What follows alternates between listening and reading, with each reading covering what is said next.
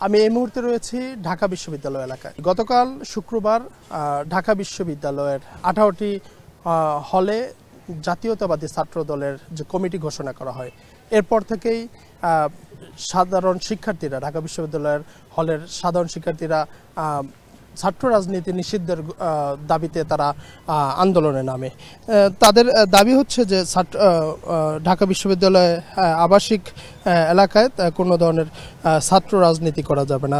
ঢাকা বিশ্ববিদ্যালয়ের আবাসিক হলে ছাত্র রাজনীতি নিষিদ্ধ থাকবে বলে জানিয়েছিলেন গতকাল উপাচার্য অধ্যাপক ডক্টর নিয়াজ আহমেদ খান।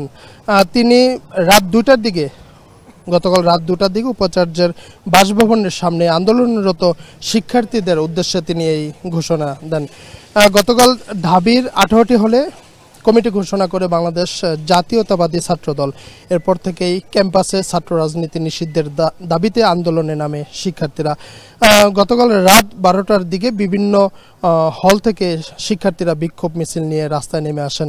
পরবর্তী সময়ে রাত 1টার পর আন্দোলনকারীরা উপাচার্যের বাসভবনের সামনে অবস্থান নেন।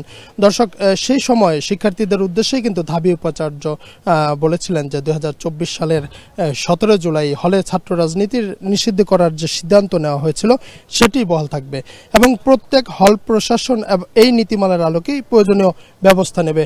কিন্তু ছাত্রদলের সদ্য ঘোষিত হল কমিটি নিয়ে সংগঠনের নেতাদের সঙ্গে আলোচনারও আশ্বাস দিয়েছিলেন তিনি। তবে আন্দোলনরত শিক্ষার্থীরা উপাচার্যের এই ঘোষণা প্রত্যাখ্যান করে হল পলিটিক্সের সম্পূর্ণ অবসানও দাবি করেন।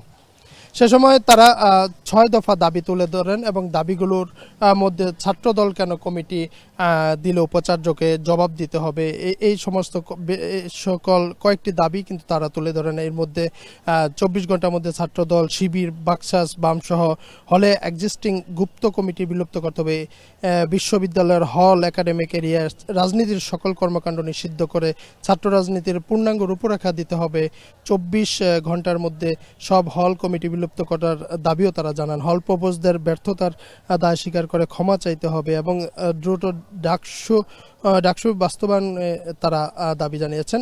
এই সকল 6 দফা দাবি তারা তুলে ধরেছিলেন এবং সেই দাবির প্রেক্ষিতে কিন্তু ঢাকা বিশ্ববিদ্যালয়ের আবাসিক হলে ছাত্র রাজনীতি নিষিদ্ধের কথা জানান উপাচার্য অধ্যাপক ডক্টর নিয়াজ আহমেদ খান। এবং গতকালকে রাতে যখন 12টার দিকে বিভিন্ন হল থেকে শিক্ষার্থীরা বিক্ষোভ মিছিল নিয়ে রাস্তায় নেমে আসেন, এরই পরই কিন্তু রাত 1টার পরে আন্দোলনকারীরা কিন্তু উপাচার্যের যে বাসভবন, সেই বাসভবনের সামনে অবস্থান নেন।